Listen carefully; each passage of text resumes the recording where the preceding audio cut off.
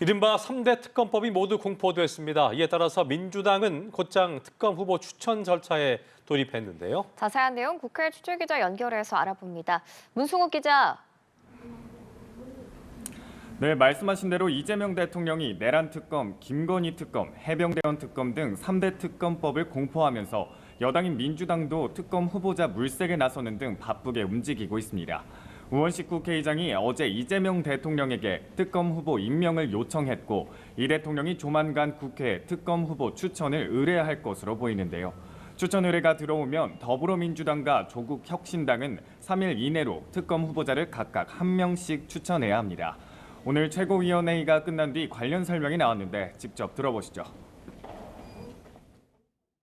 현재 지도부에서는 특검 후보자들을 추천을 받고 있고 충분히 많은 후보자들이 지금 추천되고 있어서 취합 중에 있습니다. 황 대변인은 이어 본인 의사 확인 절차와 사전 조율 등이 필요해 충분히 조율한 다음에 추천할 것이라며 순리대로 잘 진행되고 있다고 덧붙였습니다. 다만 이 대통령의 의뢰 시점이 조금 늦어진다면 현 박찬대 원내대표 지도부가 아닌 새로 선출된 원내 지도부에서 특검 후보자를 추천할 가능성도 있습니다. 내일부터는 민주당의 새 원내대표 선출에 반영되는 권리당원 투표가 시작됩니다. 원내대표 후보인 3선 김병기, 4선 서영교 의원은 모두 물밑에서 의원들을 접촉하며 막바지 선거운동을 펼치고 있습니다. 서영교 의원은 오늘 연합뉴스TV에 출연해 추경 30조 원으로 전국민 민생회복 지원금 지급을 빠르게 추진하고 경제회복의 마중물을 만들 것이라고 했고요. 또 국회 행안위원장과 법사위원, 최고위원 등을 거친 준비된 일꾼이라는 점을 강조하며 의원들과 당원들이 그간의 성과를 평가해 줄 거라고 말했습니다.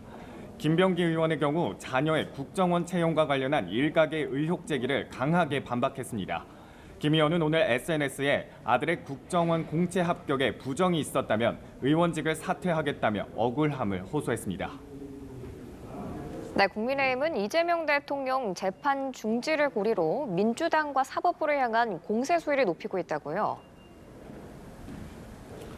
네, 그렇습니다. 국민의힘은 오늘 오전 서울 고등법원 앞에서 현장 의원총회를 열었습니다. 이재명 대통령의 공직선거법 파기환송심과 대장동 재판이 사실상 무기한 연기되자 항의 차원으로 방문한 건데요. 현장 의원총회에선 대통령도 법 앞에 예외일 수 없다는 목소리가 쏟아져 나왔습니다. 관련 발언 직접 화면으로 보고 오시겠습니다. 이재명 대통령이 탐했던 권력의 진짜 목적은 국가도 국민도 아니라 오직 자신의 사법 리스크 방탄이었음이 적나라하게 드러나고 있습니다. 김 비대위원장은 또 이 대통령은 자신의 형사사건 변호인들을 헌법재판관 자리에 앉히려고 노골적인 시도를 벌이고 있다고 지적했습니다.